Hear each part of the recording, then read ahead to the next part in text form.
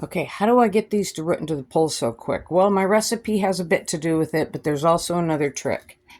Okay, first off, I stabilize the stem of the plant against the pole with the tie wrap, and you notice I do not put it through one wire. It goes through two wires so that I never create a tourniquet. I leave it nice and sloppy loose, and I am going to pack that, as you see down here, with moss against the pole. And once I packed it, I spritz it with some water. I use distilled water in my sprayer.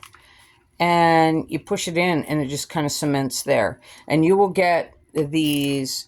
And by the way, my tie wraps are always just below the inner nodes. Or the nodes, excuse me. This is your internode. And the internode will send roots into the pole too. So then I just take and I pack these things all the way across. I will take and I'll shove moss right into that. I'm not going to cinch it down. I'm going to pack it till it's nice and snug. I will pack it all across there. I will spritz it. And the plant will start to grow into the pole. And I'll trim this junk off.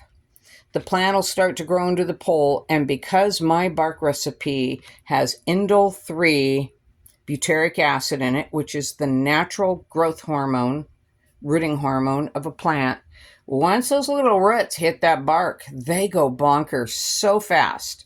See, your plant makes auxin. That's indole 3 butyric acid. It makes it in the top of the plant. That's why if you don't cut the top, it doesn't want to re-root and sprout at the axial nodes.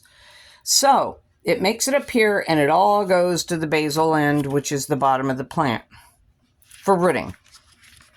Okay, but by putting it in the pole, I stimulate fast root growth. So if anyone tells you you don't need rooting hormone, that may be true because the plant makes it, but it sure speeds things up. So I hope this was helpful.